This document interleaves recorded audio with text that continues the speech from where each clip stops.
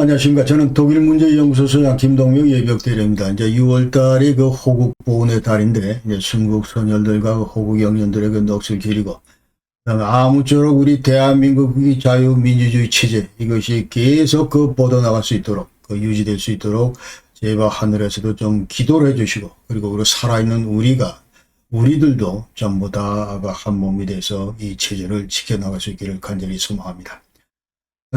원래 제가 요번 영상은, 만약 그 우크라이나 전쟁에서 러시아 연방이 패배할 경우에, 자, 러시아 연방은 이제 붕괴될 것이다.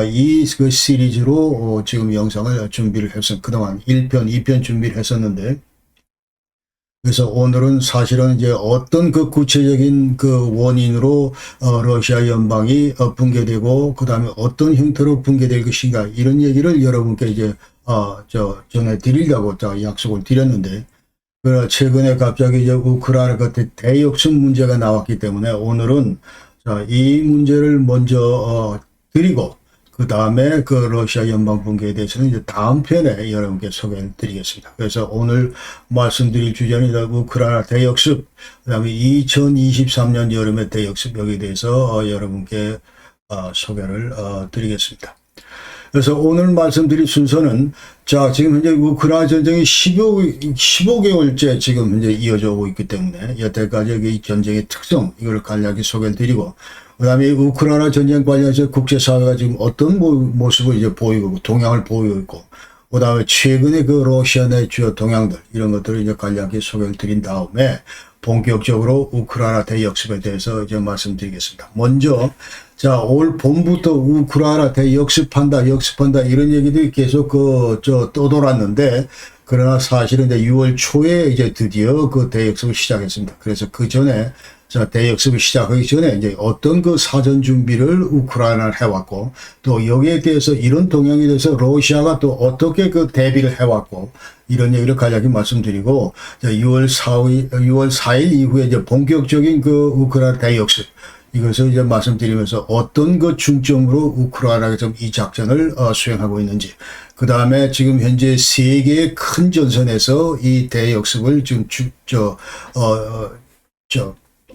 주관하고 있는데, 각 그 전선의 특징, 그 다음에 여태까지 싸우면서 어떤 그 전과를 내고 있는지 이런 얘기를 이제 말씀을 드리고, 그 다음에 일부 최저 그 자포리샤 이 축선에서 이제 좀 많은 무슨 이 나름대로 우크라이나가 지금 그 피해를 당했습니다. 예컨대 장갑차나 전차가 좀 파괴되고, 자, 이 관련해서 이 배경 관련해서 이제 말씀드리고, 그 다음에 과연 이 우크라이나 대역습이 어떻게 이제 전개될 것인가, 이런 말씀을 드리도록 하겠습니다. 올 2월 달에 이제 러시아가 그 결공세를 취했습니다. 그러나 이것은 이제 일반적으로 전부 실패다, 이렇게 지금 평가를 받고 있고, 그러니까 그 당시에 그 러시아 목표는 완전히 우크라이나 내 에너지 인프라, 이거를 완전히 그 마비를 시키고, 그러면서 우크라이나 정부를 이제 평화협상 테이블로 이제 유도를 하자. 그런데 이것이 실패했다, 이 말이죠. 그러니까 이제 유크레네르고, 자, 이것이 이제 우크라이나 그 국립 그 에너지 그 회사인데, 이것이 이제 작년 10월 달부터 유럽 인접국에 이제 에너지 수출을 재개했다, 이 얘기를 이제 우리가 할 수가 있고, 그 다음에 올 4월 달부터는 우크라이나 충계 대역습을 시작할 것이다, 이런 소문이 파다했습니다. 그러나 이제 이 대역습이라고 하는 건 마지막 그 공세 성격, 자, 이 전쟁을 완전히 끝내는 그런 그 성격의 이제 대역습이 아니고, 그러나 어떤 이런 결정적인 전기를 마련할 수 있는 그런 그 성격이다. 그러면서 지금 왜냐하면 20% 정도를 지금 현재 러시아가 이 우크라이나 영토를 점령하고 있기 때문에, 최소한 이번 대역습에서 그동안 이제 서방 진영에서 많은 그 무기와 장비들을 지원을 했고, 자, 이와 같은 것들을 가지고 최소한 30km는 이제 러시아 방어선을 후방으로 좀 더 밀어야 되는 거 아니냐, 이제 방어선을 돌파하자, 이런 얘기들이 지금 하고 있습니다. 그래서 그럼 왜 이제 4월 달에 한다더니 지금 6월 초에 이제 2달간 그 지연됐는가? 자, 이걸 볼 때 먼저 첫 번째는 이제 기상 요건을 들 수가 있습니다. 그러니까 지금 현재 올해 그 우크라이나 보면 대단히 그 비가 많았다. 그다음 축축하고 특히 그 라스푸티차하고 겹쳐가지고 그러니까 여러 가지 그 군사 기동 작전 하기에 이제 좋지 않았다. 그러니까 전차로 빨리 신속하게 기동하려면 땅이 말라 있어야 되는데 그렇지 못했다. 그런 얘기죠. 자, 두 번째는 이제 서방으로부터 그 무기 답시 이것이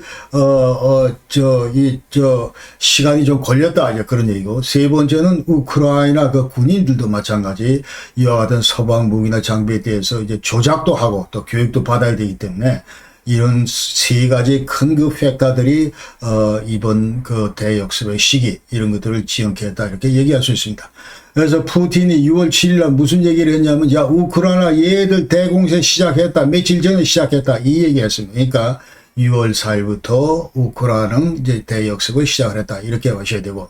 그 다음에 이제 우크라이나 입장에서는 이제 주로 국방차관이나 대통령 보좌관들이 무슨 얘기를 하냐면, 자, 여러 전선에서 지금 이제 우리가 직접 이제 공세를 취하고 있고, 그 다음에 동시에 그 러시아의 그 공세로부터도 이제 방어를 하고 있다. 이런 얘기를 하고, 그러나 본격적인 공세, 이건 아직도 시작도 안 됐다. 이제 한나 말리아 그 국방 차관이 이제 이런 얘기를 했고, solche gar nicht stattgefunden. 그러니까 이거는 대통령 보좌 포돌약 이 사람이 이제 본격적인 그 이제 완전히 이 대공세는 아직 시작도 안 했다. 그 얘기고, 그다음에 ISW 그 Institute Study of War 여기서 또 마찬가지 진단을 내렸다. 그러니까 제대로 된 대규모 그 오펜시브를 하기 위해서는, 자, 이걸 하기 위한 어떤 이런 준비 지금 단계다. 이렇게 지금 얘기를 하고 있습니다. 그러니까 6월 4일 날 대공세 최다 이건 어디까지나 지금 잼만 날리고 있는 그런 상황이다. 이제 그렇게 우리가 해석을 할 수가 있습니다. 그래서 지금 조금 전 얘기대로 이제 러시아가 한 20% 점령을 하고 있고, 그러나 작년 그 11월 이후에 그 당시에 이제 그 우크라이나가 그 이제 대역습을 마지막으로 했을 텐데, 그 이후에 러시아가 점령하는 구역, 그 다음에 이 방어선, 이것은 거의 지금 변함이 없다. 그 얘기고. 그러니까 지금 현재 러시아는 자 북쪽에 돈바스 지역, 그러니까 루안스크, 도네츠크, 그 다음에 자포리샤, 온다 헤르손. 자, 이렇게 전부 점령을 하고 있다. 그 얘기.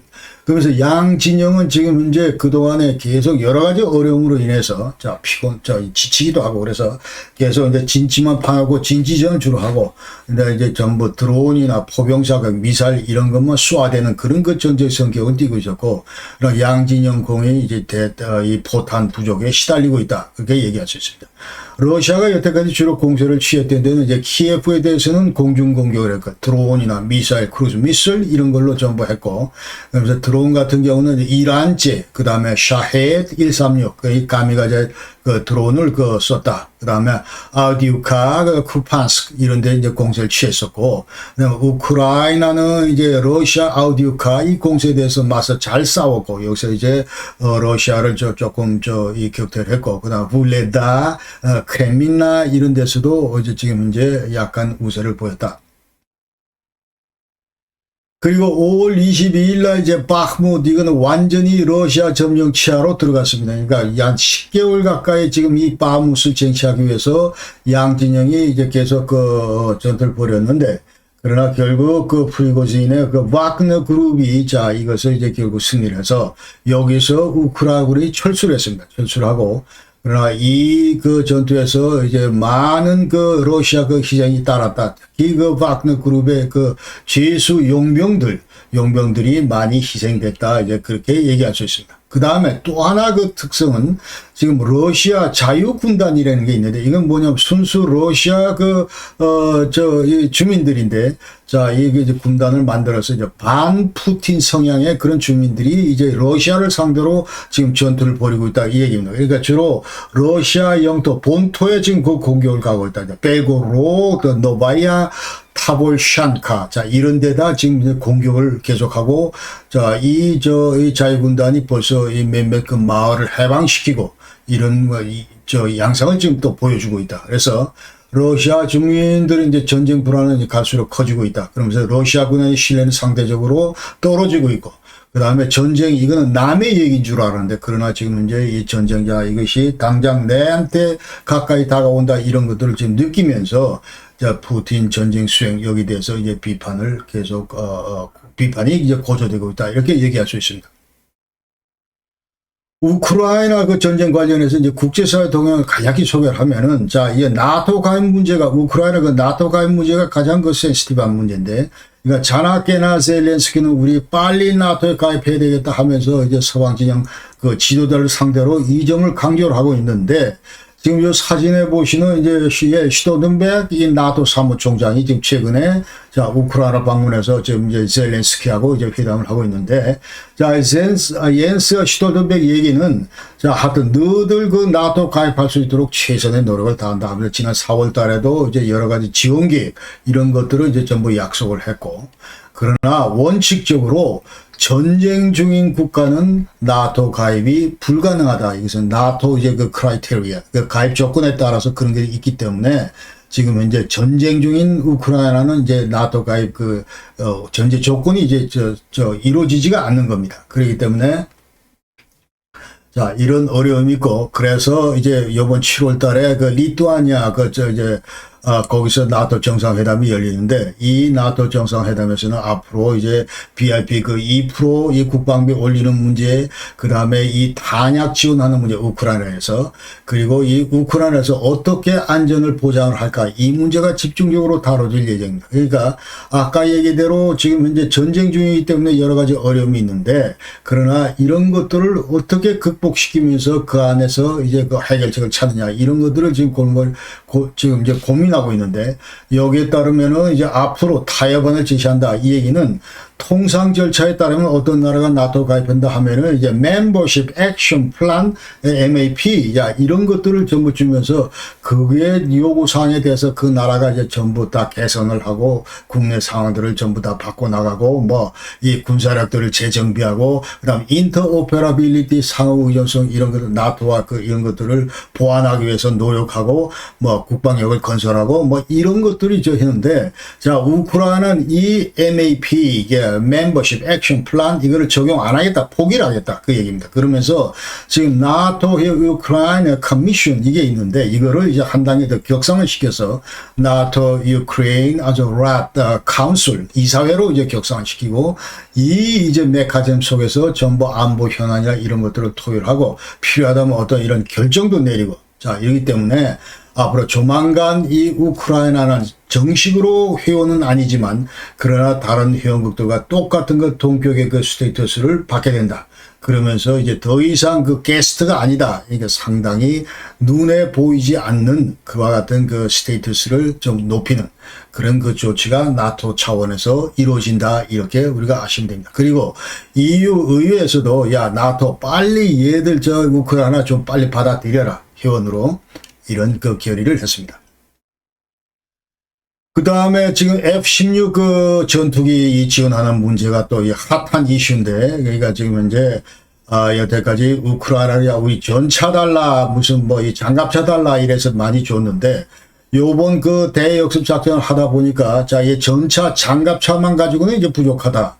전투기가 있어야 되겠다. 이제 오래전부터 서로 다 이것이 상호 보완적으로 한 팀이 돼서 이 전장에 투입이 된다. 이런 얘기죠. 그래서 여기에 대해서 말이 된다 하고 이제 영국과 네덜란드가 이제 일단 그 코알리션, 자, 이거 전투기를 어떻게 우크라이나에 줄 것인지, 자, 여기에 대해서 코알리션을 맺었고, 여기에 이제 폴란드나 미국도 적극적으로 그 반응을 하고 있다. 이렇게 얘기를 할 수 있고, 그 다음에 이 여태까지 우크라이나에 대해서 그 파이낸싱 한 그 관련해서 쭉 보면은 토탈에서 1,436억 유로가 이제 우크라이나한테 지원이 됐고, 이 중에 반은 미국이 이제 감당을 했다. 그 얘기고, 독일은 이제 133억 유로, 그다음 영국 83억 유로.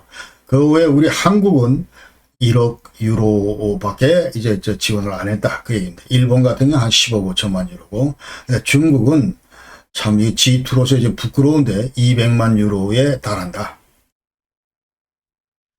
그 다음에 곡물 수출 협정, 이제 우크라이나가 이제 자국의 그 곡물을 미를 이제 그 흑해를 통해서 계속 수출을 해야 되는데, 자, 이 수출 협정 이것이 이제 2개월 그 연장이 됐고, 튀르키예 그 에르도안 그 중재로 가능했다. 그 다음에 G7 지난 히로시마 그 G7 그 정상회담에서는 러시아군의 즉각 철수 이런 것들이 촉구가 됐고, 그 다음에 러시아 자꾸 핵무기 쓴다는데 이거에 대해서 이제 경고를 내렸고, 그 다음에 벨라루스에다가 전술핵을 재배비하는 거, 이런 문제에 대해서도 이제 비판을 했습니다. 그 다음에 유럽 이사회, 유로피언 카운슬, 여기서 46개국은 레이캬빅에서 앞으로 우크라이나의 전쟁 손실, 피해, 이거를 전부 기록을 하자. 자, 이것은 전쟁 배상을 위해 첫 단계 조치고, 앞으로, 그 다음에 이제 러시아 전쟁 범죄 이런 것들 처벌하기 위한 그 법적 그 기반, 다큐멘트가 될 것이다. 이렇게 우리가 얘기할 수 있습니다. 그 외에 작년 10월 달에 또 최초로 유로피언 폴리티컬 커뮤니티, 자, 해서 유럽 그 정치 그 공동체라는 게 이제 출범을 했습니다. 그래서 EPG라고 그러는데 47개국이 출범을 했고, 자, 여기서 프라하에서 1차 회동이 있었고, 그 다음에 이것은 전적으로 반러시아 연대다. 그래서 이제 이 유럽 내에서 이제 러시아하고 벨라루스 요 두 나라만 빼고 전부 다 뭉쳐서 이제 러시아 지금 이제 수행하고 있는 이런 우크라이나 전쟁, 여기 대해서 이제 반대하는 그런 성격의 이제 정치단체가 유럽 내에서 또 다르게 생겼다. 이런 걸 우리가 아셔야 됩니다. 최근에 젤렌스키는 그 중국의 영향력을 이제 나름대로 그 높게 이용을 하고 이제 어떤 형태로든 그 기할 것을 그 희망을 한다, 이런 얘기를 했고, 그러니까 중국이 자 우크라이나 그 주권을 그 강조를 하고, 예컨대 자 이제 타이완 이거는 뭐 중국 땅이지만 그러나 이 저 크림반도 이거는 뭐 우크라이나 땅이다, 이런 이미지로 이제 계속 얘기를 하기 때문에 여기에 크게 고무됐다, 이렇게 볼 수 있고, 그다음에 중국의 특사 리 후이, 자 이 사람이 이제 정책 해결을 위해서 왔다 갔다 하고 있고. 그 다음에 서방 진영은 그러나 자 이와 같은 그 중국의 역할에 대해서 대단히 회의적이다. 중국 얘들은 뭐 중립한다 하지만 상당히 얘들은 이제 pro-Russian neutrality 이런 그 입장을 취하고 있기 때문에 말은 중립이지만 그러나 친러시아 성향, 이게 본질적으로 지금 가지고 있는 그런 나라다 하는 것이기 때문에 어떤 중재적인 역할 이런 것들에 대해서 회의적이다 하는 거죠. 그 다음에 아프리카 대통령들도 이제 계속 뭐 이 저 모스크바하고 이 키예프를 다녀가면서 계속 이 평화 얘기를 하는데, 자 이 양반들 그 입장에서 얘기는 자 곡물이 우리한테 대단히 중요한데 이 전쟁 때문에 지금 현재 우리가 이 저 곡물 그 부족 현상에 시달리고 있다. 그렇기 때문에 빨리 전쟁을 끝내야 되겠다, 이런 시각에서 전쟁 그 종전 이 문제를 지금 얘기하고 있습니다.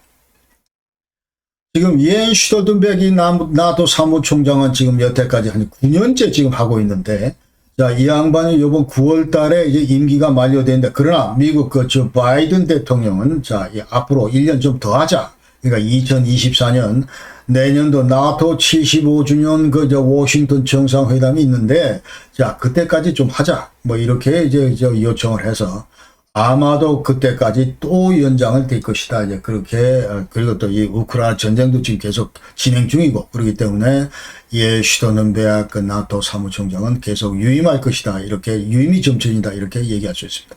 최근 나토는 독일에서 에어 디펜더 23, 자, 이 훈련을 공중훈련을 지금 하고 있습니다. 그래서, 자, 이거 이제 25개국 약간 250대 그 전투기가 지금 투입되어 있고, 만여 명의 이제 각국 그 비행사들이 전부 자, 여기 나와서 훈련을 하고 있는데, 그 다음에 유사시에 이와 같은 훈련은 이제 우크라이나에서 만약 이제 나토군이 투입될 가능성, 여기에 대비하는 차원이다. 이렇게 보시면 되고, 이 훈련 자체는 2018년도 처음 했는데, 그러니까 2014년도에 그 당시에 크림이, 자, 러시아에 대해서 이제 러시아한테 그 합병당하고 나서 4년 뒤에 이제 이와 같은 훈련을 나토 차원에서 해왔다. 러시아 동향 관련해서는 5월 9일날 이제 전승절 그 행사가 있었습니다. 그러나 작년에 비해서 규모가 상당히 그 작아졌다. 이렇게 얘기할 수 있습니다. 작년에 11,000명인데 올해는 8,000명이 투입이 됐고, 그나마 이제 비전투부대 요원들 그리고 중군사부대 생도들이 이제 전부 프레이드를 했고, 그 다음에 전차도 T-34 옛날에 2차 대전 썼던 이 T-34만 이제 굴러다니고 공중비행은 일체 없었다. 그러나 이 전승절 행사에서 자, 푸틴은 무슨 얘기를 하냐면 우리가 지금 희생됐다, 완전히. 러시아가 희생자다 그러면서 자 예게게 unser Vaterland für eine echte Krieg geführt 해서 자 우리 조국을 위해서 진짜 전쟁이 지금 벌어지고 있으면서 우리는 오퍼 완전히 희생되고 있다 이런 얘기를 좀 어처구니 없는 얘기를 지금 했습니다. 그러니까 지가 지금 전쟁을 벌여놓고 그러면서 우리가 지금 서방에 의해서 일방적으로 당하고 있다 그런 튀로 이제 얘기를 하면서 우리가 희생자다 러시아가 희생자다 자, 이렇게 지금 말도 안 되는 주장을 지금 하고 있는 겁니다. 그러면서 이 자리에는 이제 옛날 그 구소련 공화국들 그리고 이제 중앙아시아 이런 여러 나라들이 이제 참석을 했다, 참가했다. 아르메니아, 카자흐스탄, 키르기스탄, 타지키스탄, 투르크메니스탄, 우즈베키스탄, 벨라루스. 그 다음에 벨라루스의 이제 전술핵이 이제 7월 1일부로 완전 배비가 완료됩니다. 이렇게. 그 다음에 푸틴도 무슨 얘기를 하냐면 앞으로 1600대 전차를 생산하겠다. 그러니까 지금 15,000여 대 뭐 있다고 얘기를 하는데 요번 15개월 전쟁하면서 거의 쓸만한 것들은 다 잃었다. 이 전차 분야는. 그렇기 때문에 이제 이와 같이 청사전을 내놨는데 그러나 사실상 우랄 바곤 자봇 이게 이제 유일하게 그 러시아에서 그 전차를 생산할 수 있는 그런 업체인데 그러나 월 20대 그러니까 끼케야 연간 생산량이 250대를 넘지 않는다. 도대체 어디서 1600대를 자 이렇게 그 생산을 할 건지 자 굉장히 그 앞뒤가 안 맞는 얘기를 지금 하고 있고 그다음에 러시아 이 군인들 절대 부족하기 때문에 지금 40만 지원병들 전부 이제 충원하려고 노력을 하고 있는데 자 포스트를 이제 붙여놓고 전부 지원병 모집을 하고 있는데 거기다 두비스터 환케알 해서 야, 너 사나이잖아. 뭐 이러면서, 자, 젊은 이 사나이들은 전부 군대로 오라. 이제 그런 모집 행위를 이제 하고 있고.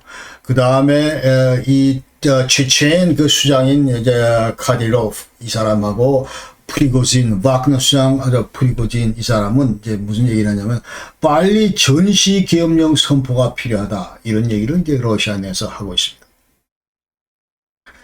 러시아 이 언론 자유라는 게 완전히 엉터리다. 이제 그런 얘기입니다. 그래서 전쟁은 일체 언급하면 안 되고, 만약 위반했을 경우 이제 구금형을 때린다. 그 다음에 공개적으로 자기 의사를 표현하는 거, 이런 것들 금지되어 있고, 이런 것들을 완전 입법화했다. 이제 그런 얘기고, 그 다음에 러시아 군을 비판하거나 이럴 경우 이제 벌금형에서 최고 15년 구금형이 이제 뒤따른다. 자, 그래서 지난 이제 이 푸틴이 어떻게 러시아 연방을 망가뜨렸는가 이 얘기를 하면서 제가 이제 프레스 프리덤 인덱스 해가지고 언론 자유에 대한 인덱스 도대체 러시아의 언론 자유 그 지수가 어떻게 되는가. 자, 이거는 리포터스 위다웃 보러스에서 국경 없는 그 기자들이 만든 매년 만드는 그 인덱스인데 여기 따르면 러시아는 180개국 가운데 164등 저 꼴찌에 속한다. 우리 한국은 이제 47등이고 북한은 180분의 180 완전 꼴찌다. 자, 이렇게 그만큼 지금 현재 러시아가 우리 그 민주사회로부터 얼마나 동떨어져 있는 그런 나라인지 하는 것을 우리가 알아야 됩니다. 그 다음에 러시아는 지금 현재 젊은 사람들이 전부 군대에 갔기 때문에 자, 이 전쟁 중에 투입되어 있기 때문에 주 6일제 근무 이게 좀 도입하려고 그런다. 이제 그렇게 얘기를 하고 있습니다. 그러면서, 탄약 공장 그 근로자들은 매일 2시간씩 무임금으로 추가 작업을 해야 되는, 그런 상황이다. 이제 그렇게 하고, 그 다음에 최근에 러시아 국방부 쇼이구 국방장관은 앞으로 사병 조직, Private Military Company, PMC라고 그러는데, 자, 이 사병 조직이 아크맛, 이 체첸 PMC하고, 고용 계약을 최초로 맺었다. 이제 그렇게 되어 있습니다. 그래서, 자, 이것은 지난번에 이제 와그너 그룹 조직 이 관련해서 쭉 얘기를 하다고 했는데, 자, 이건 도대체 왜 그러냐. 앞으로 이제 아크맛, 이 체첸군, 사병들은, 용병들은 이제 어떤 대우를 받냐 하면은 이제 법적 신분을 완전 보장받고, 그 다음에 러시아로부터 이제 국가 지원, 이런 거 정규군하고 동일하게 이제 대우를 받고, 그 다음에 전투력 협상, 향상 조치, 이런 것들도 이제 받는다. 그러나 이 프리고진, 와그너 수장 프리고진은 나는 쇼이구하고 이런 계약을 절대로 안 맺는다. 그러니까 내가 네 밑에 들어가지는 않겠다. 이제 그러면서 두 사람의 그 갈등 관계 이런 것들을 그대로 이제 노출시켰습니다. 그리고 메드베데프 대통령은 이제 러시아를 앞으로 좀 분단을 하자. 그러면서 우크라이나를 분단을 하자. 동서 우크라이나로 나누자. 이런 얘기입니다. 그러니까 러시아 진영 드네프로 오른쪽은 이제 동우크라이나. 예, 근데 저쪽은 서쪽 진영은 이제 EU, 그러니까 서우크라이나. 이런 식으로 전부 분리할 필요가 있겠다. 이제 그런 얘기를 했고. 그 다음에 그 옛날 그 FSB 그 전직 그 기킨이라는 사람은 프리고진 얘가 지금 쿠데타 모색하고 있다. 이런 얘기를 했고, 그 다음 최근에 그 군수 담당하는 이제 국방차관이 사임을 했습니다. 자, 지금부터 이제 대역습 관련해서 얘기를 하겠습니다. 자, 우크라이나 대역습. 이것을 이제 하기 위해서, 대역습을 하기 위해서 여태까지 이제 우크라이나가 어떻게 준비를 해왔는가. 그러니까 4월 달부터 이제 소문이 파다했는데, 그러나 4월 초에 어떤 일이 벌어졌냐면은 미국에서 이제 우크라이나 관련된 이 비밀 문서가 노출이 됐습니다. 그러면서 여기에 따르면 이 문서 안에는 우크라이나 그 역습 계획도 들어가 있고, 그러니까 준비 상태가 어떻고, 그 다음에 대략 언제 역습을 할 건지, 그 다음에 무장 상태, 목표 뭐 이런 내용도 들어가 있고, 그 다음에 우크라이나 군이 이 대역습을 수행하기 위해서 이제 이 방공 분야, 자, 제공권 분야, 이런 것에서 대단히 취약하다. 이런 내용도 들어가 있고, 그로부터 또 서방으로부터 무기, 탄약 이런 것들이 전부 지원되는데, 자, 이런 것들도 지금 불충분하고, 그 다음에 신무기, 이 장비, 이런 것 조작 훈련을 해야 되는데, 자, 이런 것들도 충분치 못하다. 이런 내용들이 전부 이 비밀 문서에 있는데, 이것이 폭로됨으로 해서, 자, 상당 부분 이제 대역습이 추진하는데 그 어려움이 있었고, 그 다음에 아까 얘기대로 4월달, 5월달, 자, 우크라이나 보면 올 들어 유난히 그 비가 많았고, 그 다음에 이 라스푸티차하고 겹쳐가지고 땅이 질퍽거렸다. 그래서 이 전차 기동이 어려워졌다. 그래서 어떤 형태의 땅이 좀 굳어지고, 그 다음에 이 건기가 오고, 그 다음에 실록이 우거지는 5월 이후에 공세를 하는 것이 좋겠다. 이제 그렇게 얘기들이 이제 그런 정서가 이제 전부, 조성이 됐었다. 이제 그런 얘기입니다. 그래서 이제 4월 하순경에 이제 무슨 얘기를 하냐면 4월 29일 무슨 얘기를 하냐면 국방장관 레스니코프는 자, in the end phase 해서 마지막 단계에 있다. 대역습을 위한. 그러면서 알렉시 스페라이트에서 모든 게 전부 다 준비가 되어 있다. 여차하면 우리는 이제 뛰어나간다. 이제 그런 얘기를 이제 국방장관 했고, 그다음에 젤렌스키 대통령조차도 자, 지금 이제 이 대역습, 그러니까 여러 가지 지금 서방으로부터 이 무기나 이런 것들, 약속한 무기들이 아직 도착을 안 했는데, 그럼에도 불구하고 그런 상태에서 우리가 이 대역습 이거를 시작할 수 있겠다. 이제 그런 얘기를, 젤렌스키는 이제 했다. 그러면서, even morgen in eine Woche. 그러니까 내일이나 아니면 모레나 아니면 일주 뒤에 얼마든지 우리가 대역습을 할 수 있다. 그러면서 이제 5월 초부터 계속 목소리를 키워온다. 그런 얘기죠. 그러면서 그리징스카 프라브다 우크라이나 내 이 잡지에서도 자, 이 우크라이나군이 16개 신규 여단을 창설했다. 5만 명으로 그 얘기를 하고, 그 다음에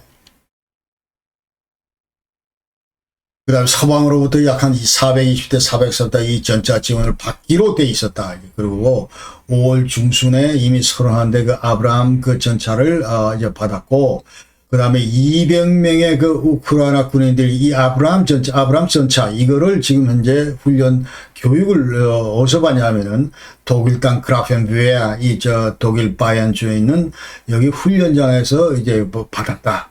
이제 그런 얘기들을 전부 이제 쏟아내고 있습니다.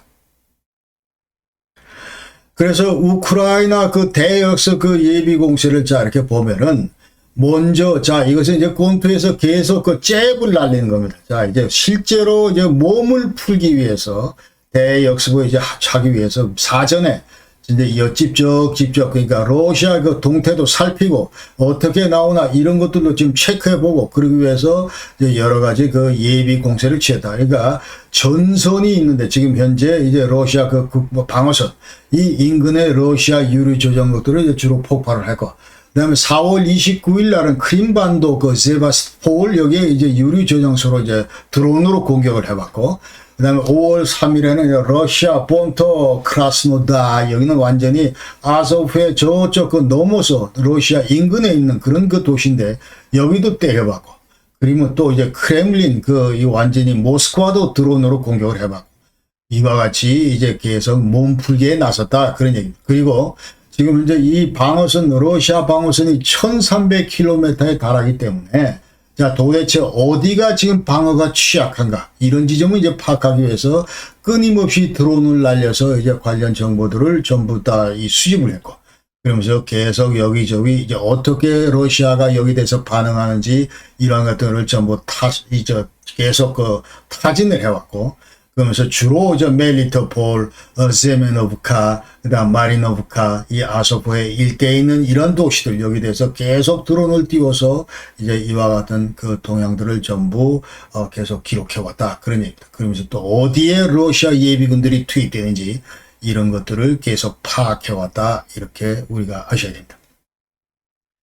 그 다음에 러시아군 병력 지금 40만이 우크라이나에 지금 주둔하고 있는데, 자, 이 얘기는 키릴러 부다노프, 그러니까 우크라이나 국방부 그 정보국장 얘기입니다. 자, 이 사람이 이제 40만이 깔려있다, 이런 얘기를 하면서 군인만 37만 명, 2만 명은 러시아 민병대고, 그리고 7천 명 와그너 용병이다, 이런 얘기입니다. 여기 지금 현재 2만 명 러시아 민병대, 얘들이 하는 역할은 뭐냐면, 지금 37만 정규군이 예컨대 싸우다가 무슨 후퇴를 한다든지 탈영을 한다든지 완전 전선을 이탈하는 막 이런 경우가 생길 경우에 이제 자국의 군인들에 대해서 발포하는 그와 같은 그 역할을 감시하는 그 역할을 하는 것이 바로 러시아 민병대다, 이 얘기입니다. 그리고 그 외에도 이제 아까 얘기대로 40만 명 지원병을 더 추가적으로 충원할 수 있는 그런 계획, 이런 것들을 지금 러시아는 가지고 있고, 그러나 우크라이나 대공세에 대항할 수 있는 병력, 여기 절대 부족하다. 이제 1300km 이 방어선에 절대적으로 부족하다, 이 40만 가지고도. 그래서 이 40만 가지고는 이제 할 수 있는 것이 고작 그 점령구역 그 방어에만 치중하는 그와 같은 것을 우리가 알 수 있습니다. 그래서 여태까지 이제 러시아가 우크라이나 계속 대역습한다 하니까 우선적으로 지금 러시아가 계속 조치를 취했던 것이 바로 이제 자포리샤, 그다음 루안스크, 크림 방어 이쪽 위에서 이제 방어 진지들을 계속 구축하는 거였다. 그러나 상대적으로 동부 진영에서는 좀 제대로 그 진지가 좀 집중이 돼 있었는데, 진지가 구축이 돼 있었는데, 그러나 남부 지역은 일부 이 크림반도 그 전방 외에는 상당히 취약했다, 이런 것들이 이제 우크라이나 그 드론 정찰로 밝혀진 그런 내용이다, 그 얘기입니다. 그래서 또 최근에 러시아는 지금 보시다시피 이 아소프 이게 지금 자포리샤, 여기 이제 지금 현재 원자력 발전소인데 6기의 이제 원자로가 돌아가고 있는, 자, 이 위에다가 전부 방어 시설을 이제 구축을 했다, 이렇게 얘기가 되고 있습니다. 그 다음에 대역습에 이제 대항하기 위해서 러시아가 또 취한 조치는, 자, 노바카초프카 해가지고 이 드네프르강, 자, 이쪽 지금 빨간 박스로 돼 있는, 빨간 박스로 된 여기가 지금 이제 댐인데 이거를 폭발시켰습니다. 6월 6일 날.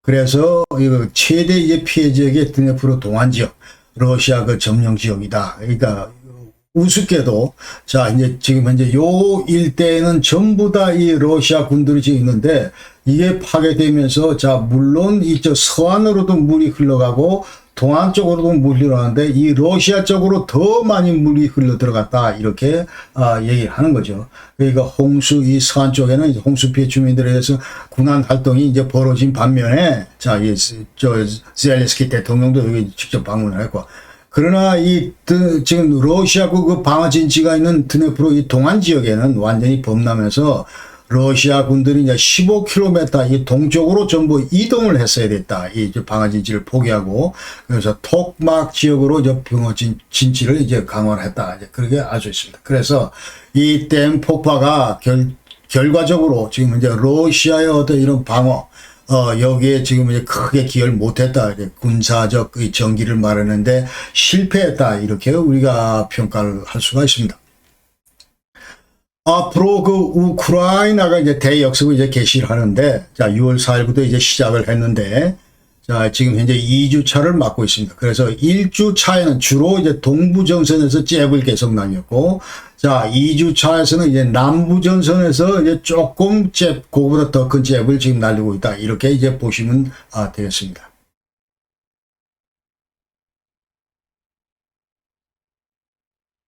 그러나,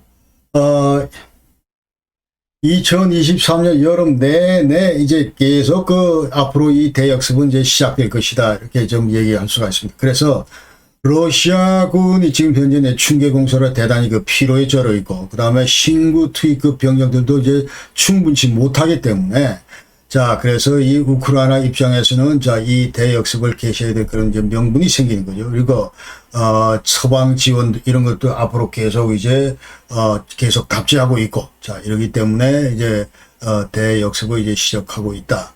그렇게 얘기를 할 수 있고. 그래서 이 대역습 관련해서 이제 세 개의 축선을 지금 이제 운영을 하고 있습니다. 그래서 맨 빨간색, 지금 지도에서 보시는, 자, 이것이 이제 자포리샤 축선인데, 이 빨간색. 자, 그리고 두 번째 이 초록색. 두 번째 울레다 축선인데, 자, 이 울레다 초록색. 이거는 이제 도네츠크, 도네츠크 이 주에서 바로 밑에가 울레다인데, 여기서부터 계속 직진하게 됩니다. 마리우폴, 자, 이쪽 도시가 나옵니다. 자, 그래서 이쪽에서도 지금 하고 있고. 그 다음에 세 번째는 바흐무, 자, 이 노란색. 여기서 도네츠크에서 지금 현재 하고 있다. 그래서 요 세 개 축선에서 이제 대역습을 진행하고 있다. 그래서 대역습의 중점은 이제 울레다 축선하고 아까 가운데, 그다음에 자포리샤 맨 좌측 축선 이거를 연계해서 공격을 한다. 그래서 두 개의 주공을 운영한다. 그러니까 가운데하고 지금 좌측에 있는 것이 이제 주공이다. 그렇게 우리가 아시면 되고. 그 다음에 완전히, 자, 이 목표는 아소프에, 자, 이쪽 바닥까지 완전히 진격해서 끝까지, 가면서 완전히 쐐기를 박는 거다. 그러면서 크림반도하고 러시아 내륙 교통로를 이제 전부 분리시키고, 그 다음에 군수보고 병참선 이런 것들을 차단시키면서 궁극적으로 이제 크림반도를 탈환하자. 이런 것들이 이제 그 대역습 중점이다. 그러니까, 위 양계 축선, 자포리샤, 울레다, 이걸 이제 주력을 하면서 여기에는 주로 이제 정규 부대하고, 그 다음에 서방 지원에 이제 주로 무기 장비 이런 것들을 이제 주공 지역에다 전부 투사한다. 이렇게 돼 있고. 그 다음에 동부 지역에는 자, 이 바흐무트 이쪽에는 이제 조공 개념이다. 그러면서 이 또 왜 필요하냐면, 자, 이 일대, 이게 루안스크나 이 도네츠크 이 일대 배비되어 있는 러시아군이 사실 이 남쪽으로 이동하는 거, 전환되는 거, 이런 것들을 이제 제한하고 방지를 해야 되기 때문에 그렇다. 이제 그 얘기입니다. 그 다음에 6월 8일 날 최초로 이제 이 자포리샤 축선에서 쭉 보면은 이 자포리샤 이제 러시아 방선 침투 작전을 개시했습니다. 자, 6월 8일 날. 그러나 이제 우크라이나로 제1선은 돌파를 했는데, 그러나 제2선에서 돈좌가 됐다. 그러니까 드론 정찰로 그 목표물을 노출이 되고, 그러면서 러시아가 여기 대해서 이제 포병 사격을 가하고, 그다음에 각종 지뢰나 전자전 이런 것들로 이제 지금 사진에서 보시다시피 이와 같은 전차와 장갑차들을 전부 이제 파괴를 시켰다. 그 얘기입니다. 자, 이게 우크라이나군 전차인데, 자, 이와 같은 피해를 당했고, 그러면서 이 전투 장갑차, 이 브래들리, 자, 미국에서는 전투 장갑차 브래들리, 이게 이제 15%가 전부 파괴가 됐다. 그리고 이제 독일 레오파 전차도 이제 손실이 됐습니다. 그럼에도 불구하고, 자, 이 자포리샤 축선의 이제 최종 목표는 앞으로 40km 이남으로 가서 이제 토크마크라고 있는데, 이 토크마크를 탈환하는 거다. 이제 그렇게 우리가 아셔야 됩니다. 그래서 지금 현재 요 자포리샤 축선에서 요 밑에 보이는 것이, 여기가 지금 현재 토크마크인데, 여기가 보이는 것이 이것이 토크마크인데, 자, 여기를 이제 탈환을 하는 것이다. 그 다음에 토크마크 통과한 다음에 남부 지역으로 계속 내려가다 보면 60km 내려가다 보면 이제 멜리토폴이 나온다. 자, 여기 이제 멜리토폴이 나온다. 자, 그러면서 이제 이 진격을 해야 되고, 그러기 때문에 이제 비로소 이것이 이제 러시아 내륙교통로 이런 것들을 크림반도 쪽 러시아 군하고 이제 차단을 할 수가 있다. 그 얘기를 할 수가 있습니다. 그래서 토크마크, 이건 도시는 이제 3만밖에 안 되지만 그러나 철도 보급 중심 도시고 그 다음에 아소브 연안까지 이제 한 40km가 되는 토크막에서 한 40km가 되는데 이 일대 방어망 자체는 대단히 엉성하기 때문에 여기서부터는 신속하게 이 아소브해까지 진격이 가능하다 이렇게 지금 얘기를 하고 있습니다. 그래서 이 러시아 같은 경우는 이제 자포리샤주 그 멜리토폴 사수를 위해서 러시아는 이제 70km의 그 광정면 진지들을 전부 구축해 놨다 이렇게 우리가 아셔야 됩니다.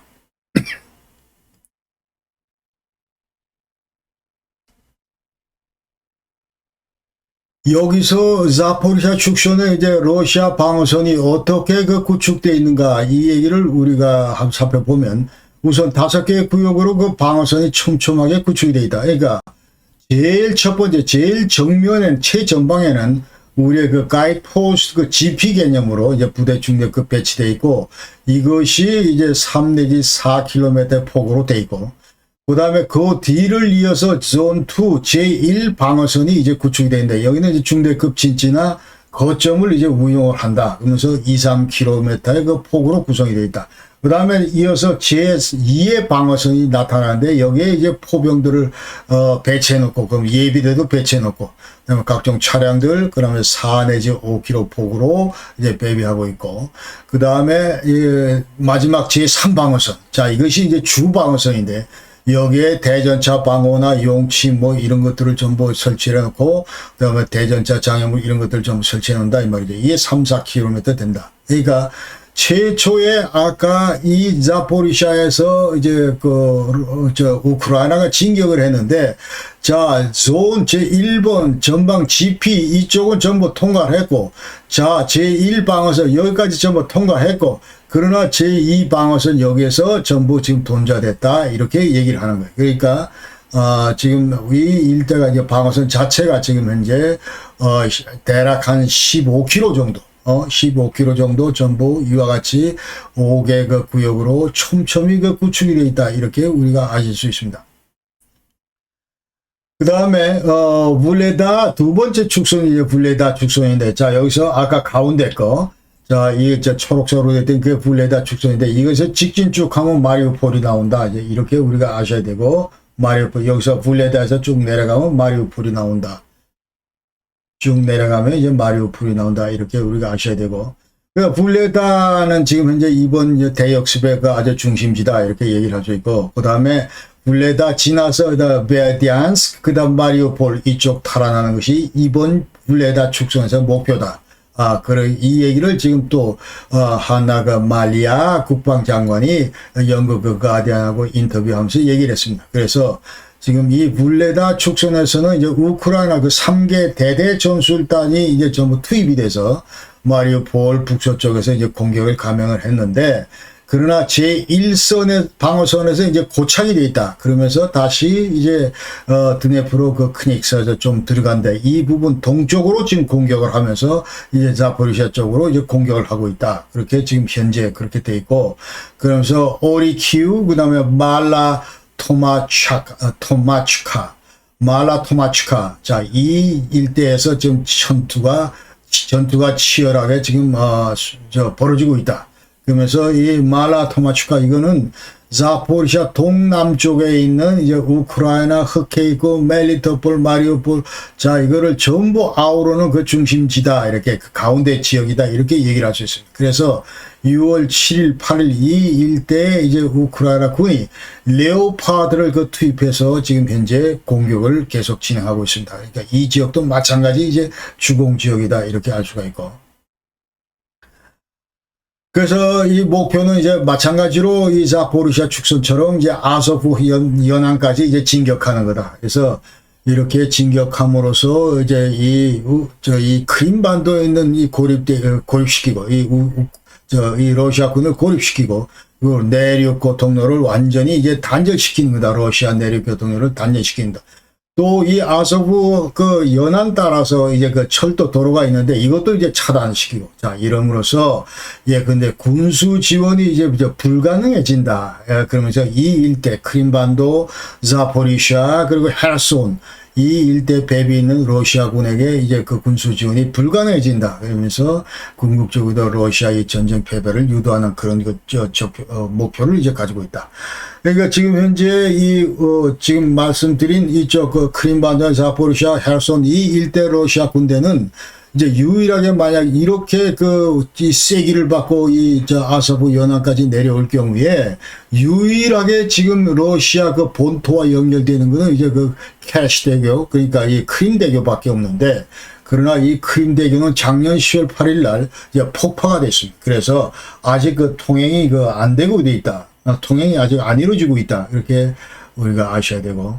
그 다음에 이제 벨카 노보실카. 자, 이 도시가 지금 현재 6월 11일부터 이제 격전이 벌어지고 있는데, 여기에서는 우크라이나를 선전을 해서 지금 7개 마을을 이미 해방시켰고, 이거는 도네츠크 시에 이제 서쪽 90km 떨어진 마을인데, 자, 여기서 이제 이미 해방을 시켰고, 그 다음에 5 내지 10km를 전부 진격을 했다. 그러면서 이때 이제 프랑스나 영국 전차, 프랑스 장갑차 이런 것들이 전부 이제 이용이 됐다. 그 얘기입니다. 그러니까 아까 세계 축선 가운데 이제 가운데 블레다 계속 내려가면 마리우폴이 나온다고 그랬는데, 요 블레다 옆에서 바로 지금 현재 5 내지 10km 진격을 하면서, 그러니까 지금 현재 이 일대에서 가운데 축선에서는 지금 상당히 돌파구를 많이 열고 있다. 이렇게 우리가 아시면 되겠고, 그러면서 이 러시아 군의 방어 시설이 이 토막 좌측에 있는 아까 얘기대로 이 토막 이 일대보다 훨씬 열악하다. 그 얘기는, 자, 크림반도에 있는 크림반도를 보호하기 위해서 이 일대 방어선 제대로 해놨는데, 그러나 이 다른 지역은 좀 어설프게 해놨다. 이제 그렇게 우리가 이해하시면 되고, 그러나 이번 전투에서 우크라이나 장갑차 10대를 잃었습니다. 그러니까 지뢰 포병 사격으로 전부 파괴가 됐고, 그 다음에 이 남부 전선 지금 현재 전반적으로, 자, 이 말리아 국방차관, 우크라이나 국방차관 얘기는, 자, 빨리 신속하게 무슨 이 작전이 진행되진 않지만 천천히, 그러나 대단히 안정된 점잖은 속도로 계속 우리가 진격을 하고 있다. 이렇게 지금 완곡하게 얘기를 했습니다.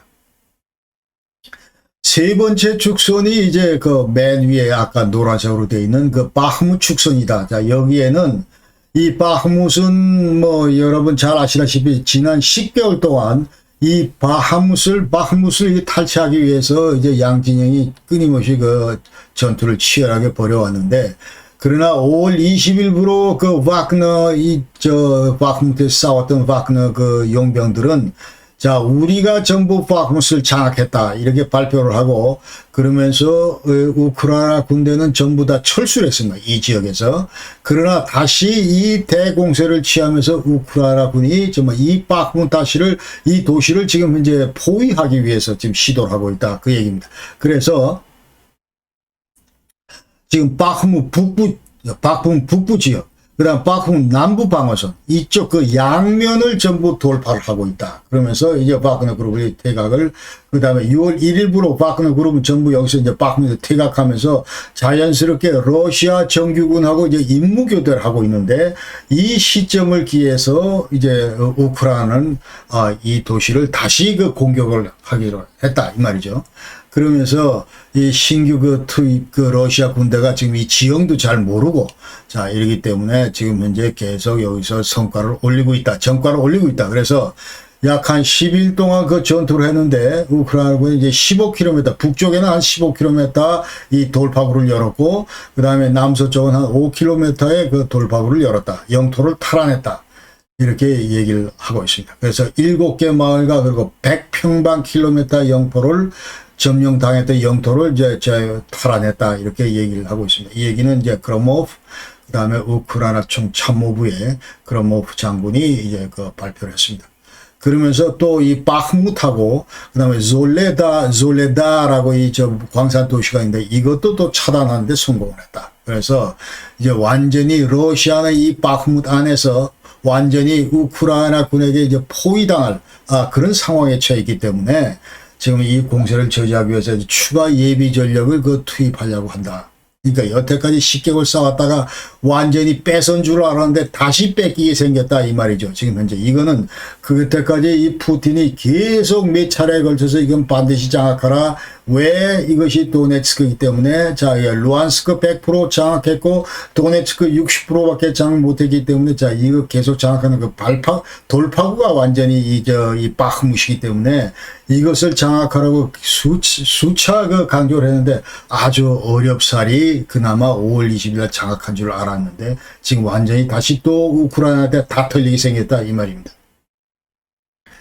여태까지 그래서 지금 현재 아까 최초 그 자포리샤 전선 또 아니면 볼레다 전선의 장갑차도 파괴되고 그러면서 16대 그 브래들리 그 장갑차가 이제 파괴됐다. 그러면서 미국이 총 여태까지 109대 브래들리 이런 걸 지원을 했는데 약 15% 손실을 봤다 이렇게 얘기를 하고 있고 그러나 완전 파괴는 아니다. 그러니까 수리 후에 사용이 가능한 수준이다. 이렇게 전부 우크라이나 평가를 하고 있습니다. 그러니까 지금 현재 자 여기서 완전 전부 돈좌돼 있지만 그러나 우리가 이 전선을 계속 돌파하면서 그러면은 이게 무슨 뭐 얘들이 자 이거 파괴시켰다고 자 이 러시아가 들고 갈 수도 없는 거고 그 땅에 그대로 지금 존재하고 있는데 존재하고 있는데 이거를 이제 우리가 에어보이튼 전가문을 다시 획득을 하고 그리고 레파리어는 다시 수리하면 쓸 수 있다. 이게 지금 우크라이나 평가입니다. 그리고 지금 현재 또 왜 이렇게 지금 계속 전차하고 장갑차가 당하고 있는가? 이게 근본적인 원인은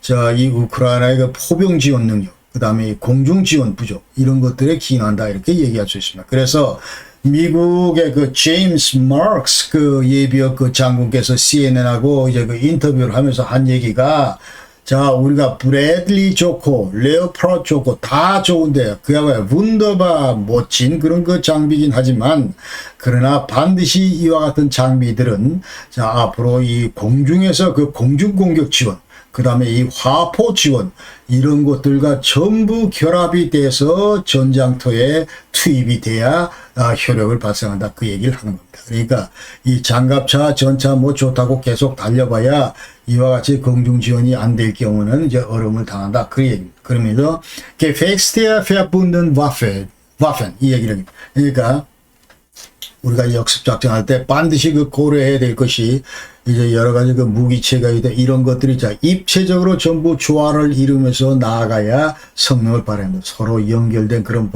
무기들이 완전히 서로 조화를 이루어야 된다. 그러니까 전차, 장갑차, 그 다음에 저 위에 무슨 F-16, 그 다음에 또 이런 다른 이 포병화기, 하이마스 뭐 이런 것들이 전부 조화를 이루면서 아주 전장터에 투입이 된다. 이 얘기를 지금 현재 제임스 마크스 이 장군께서 이제 하고 있습니다. 그 다음에 왜 그러면 요번에 지금 이제 대역습 지난번에 우리 가을에 9월 달에 그 다음에 11월 달에 자 이 헤르손 지역에서 그 당시에 이 지금 지도에서 이 파란색 이걸 전부 이제 다 탈취한 건데 자 그 위에 이쪽은 한 8,000평방킬로미터 여기는 4,500평방킬로미터 이렇게 엄청나게 지금 탈환을 했는데 자 그때하고 비교해서 지금 현재 왜 이렇게 진도가 제대로 잘 안 나가냐 이제 그 얘기입니다. 그래서 2023년 대역습은 그 당시하고 비교를 해봤을 때 이때 이 블리츠크릭 전격전 이거를 지금 못하고 있다 그 얘기입니다. 그러니까 지금 완전히 이 노바카초카 댐 폭발 이후에 댐 수량이 완전히 바닥을 지금 이루고 있고 자 그 물 위로 무슨 뭐 이 함정들도 다니고 자 이 부대들도 빨리빨리 옮겨야 되는데 이걸 완전히 이용을 못한다 그러니까 드네프로 하루 이쪽은 또 홍수가 나가지고 신속 작전이 불가능하고 이제 질퍽거리고 자 이런 상황이고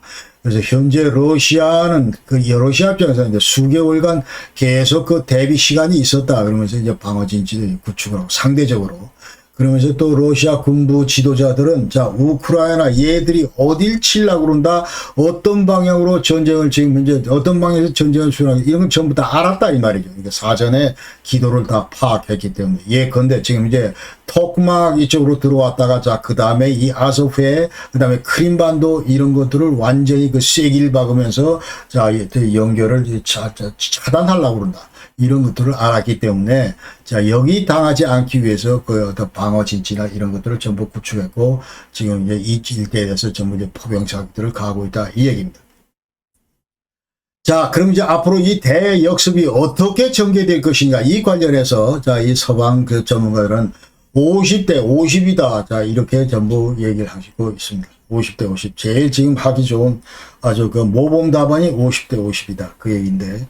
그러니까 러시아 방어선이 지금 1300km에 달하고 그렇기 때문에 방어선이 대단히 느슨하다. 40만을 깔았다고 하지만 그러나 이것이 이제 빈틈이 많다. 이런 얘기죠. 그러니까 우크라이나군이 언제든지 이 빈틈을 보게 되면 이제 돌파 가능성은 충분하다. 이렇게 지금 전문가들 얘기하고 있고. 그 다음에 우크라이나군은 자, 이제 만약 기습을 할 경우에, 그 다음에 양동작전을 할 경우에, 러시아는 여기 대해서 제대로 방어를 못할 것이다. 그러니까 지금 현재 자, 저 가운데 그 있으면서 이쪽 저쪽으로 막 칠 경우 정신 없어 할 것이다. 이제 그런 얘기입니다. 그 다음에 두 번째 이자 러시아 이제 우크라이나 입장에서는 우크라이나의 큰 그 장점 중에 하나는 바로 우크라이나가 내선 작전을 할 수 있다 그 얘기입니다. 이제 군대에서 내선 작전이라고 하는 건 지금 현재 자 러시아 이 방어선이 1300km가 이렇게 펼쳐지고 있고 이 안에가 전부 이제 우크라이나 군이 이제 활동을 하는데 이게 그러니까 완전히 내선에서 활동한다.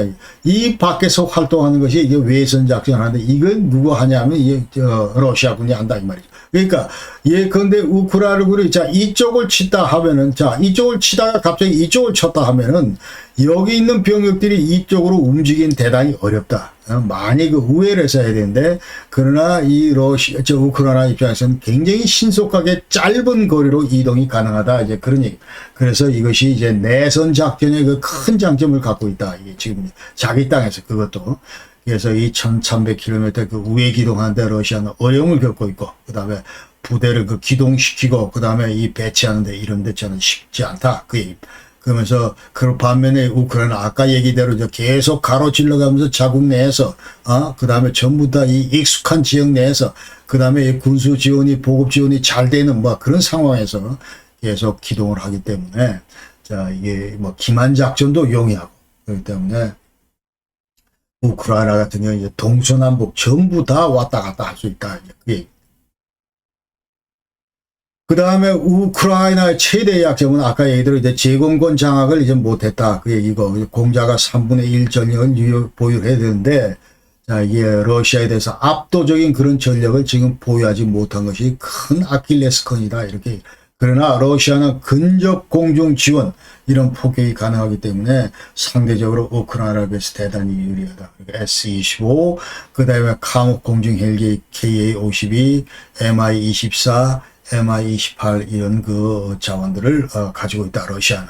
그래서 제공권 측면에서 보면은 이제 러시아가 우크라이나보다 훨씬 낫다 이 얘기를 지금 할 수 있고. 그러면서 이제 1940년대 노르만디 그 6월 6일 날 상륙작전 이때도 자, 이 연합국들이 전부 다 이 제공권을 장악할 수 있었기 때문에 이 노르만디 상륙작전이 가능했다. 이 얘기를 우리가 이제 할 수 있고. 그러나 지금 현재 러시아군의 그 피로도는 대단히 높다. 이렇게 얘기할 수 있습니다. 남의 땅에 와서 지금 1년 5개월째 자, 이 전쟁을 수행하고 있기 때문에 여러 가지 어렵다. 이제 그렇게 얘기를 할 수가 있습니다. 그 다음에 우크라이나 전력 아까 얘기대로 이제 충분치 못하다 그러겠습니다. 이제 이 참모총장 참모장은 무슨 얘기를 하냐면 잘루시니는 무슨 얘기를 하냐면 우리가 지금 전차 같은 경우 300대 그리고 이제 600에서 700대 전투 장갑차 그리고 500대 화포 이런 것들이 필요한데 대역습을 위해서 그러나 지금 현재 대역습에 투입되고 있는 게 전력은 한 60%밖에 안 된다. 우리의 기대에. 우리의 희망의 60%밖에 안 된다. 이제 그 얘기를, 잘루시니가 이제 하고 있고, 이제 앞으로 이 대역습에서 우크라이나 이제 관건은, 근데 이 역습을 어떻게 성공적으로 지금 이끌 것인가. 큰 요인들이 이제 팩터들이 있는데, 이 관건을 쭉 보면은 우선 자, 이 병력들을 어떻게 그 재충원을 할 것인가. 그러니까 많은 그 베테랑들이 전부 지난 15년 전쟁하면서 다 죽어 나가고 예컨대 많은 수가 그 희생당하고 이런 것들을 이제 그야마 그 숙련된 고도의 어떤 이런, 그야말로 엘리트 군인을 어떻게 지금 탈바꿈시키고 훈련시키고 이런 문제, 그 다음에 부대를 어떻게 확충할까 이런 문제, 그 다음에 서방으로부터 무기나 탄약 이런 것들을 어떻게 지금 확보할 건가 이런 문제가 우크라이나 입장에서는 이제 대역습의 성사를 이게 성공 여부를 가름짓는 그런 그 요인이 되겠다 이런 얘기를 할 수 있고, 그 다음에 아까 얘기대로 자 전차만 달려서 안 된다, 장갑차만 달려서는 안 된다. 아무리 성능이 좋아도 이거만 달려서는 안 되고, 이제 포병이나 전차나 항공이나 보병부 이런 것들이 서로 조화롭게 이제 보전부 이런 합동 훈련 이런 것들이 이제 필요하다 그런 얘기를 할 수 있고, 그 다음에 우크라이나는 이제 대공무기 수단, 예컨대 이제 게파르트, 독일에서 준 게파르트라고 있는데, 이거 전차 위에다가 이제 대공포를 달아서, 올리콘 그 대공포를 달아서 이제 예컨대 접근하는 그 항공기에 대해서 그대로 사격할 수 있는 이와 같은 그 대공무기 수단을 근데 전방자 어느 방향으로 축선해서 공격을 한다 하면 반드시 끌고 다녀야 된다 이런 얘기입니다.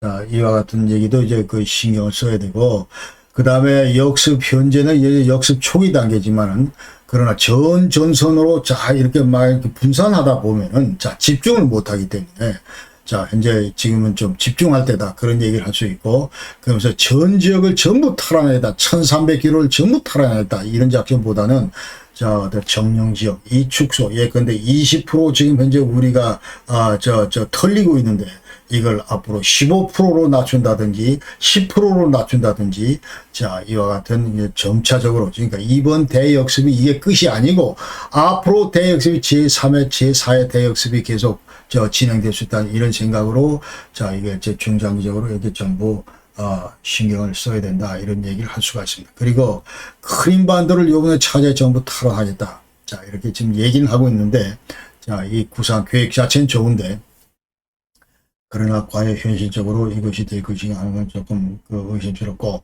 그 다음에 중간 목표를 아시는 대로 이 자포리샤 이쪽에, 그 다음에 그 아소프 연안까지 뭐 간다든지, 근데 턱막 이쪽까지 뭐 한다든지, 계속 좀 이 점령 구역을 좁혀나가는 그런 노력이 필요할 것이다 이렇게 생각을 하고, 그 다음에 지금 현재 이 우크라이나에서 최고의 지금 현재 고민 중에 하나는, 여태까지 서방으로부터 이와 같은 지원을 받았는데, 지난번 대역습은 잘했다고 박수를 받았는데, 이번 대역습에서 그 성과가 과거와 비교해서 못 미치면, 기대에 못 미치면 어떡하냐 이 말이죠. 뭔가 지금 성과를 과실해야 되는데, 이런 데 대한 고민이 깊어진다 이런 얘기입니다.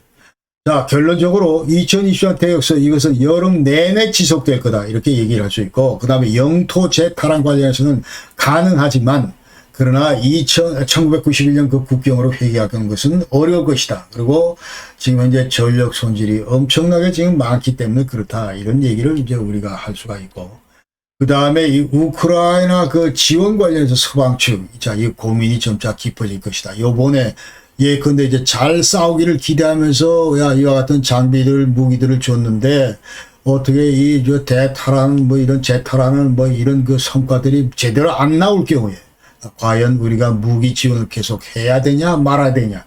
미국 같은 경우는 조만간 또 정권 뭐 이런 대선도 있고, 이와 같이 이제 여러 가지 그 복잡한 이제 복합적인 그런 요인들이 도사리고 있다 이 말이죠. 그러면서 이제 종전 협상의 압력들도 고조될 수 있겠다. 이제 현재 제대로 이제 어떤 이런 성과를 도출을 못했을 경우에 이런 얘기를 할 수 있고, 그래서 이번 작전으로 크림반도 재탈환 이런 건 이제 어려울지도 모른다. 이제 그렇게 얘기를 하고, 특히 우크라이나 같은 경우는 이제 해군이 없기 때문에 상륙이 불가능하다 이런 얘기를 또 할 수 있고, 그 다음에 2024년 이 대역습 자체는 전쟁 종식 이런 것들이 이제 불가능하다.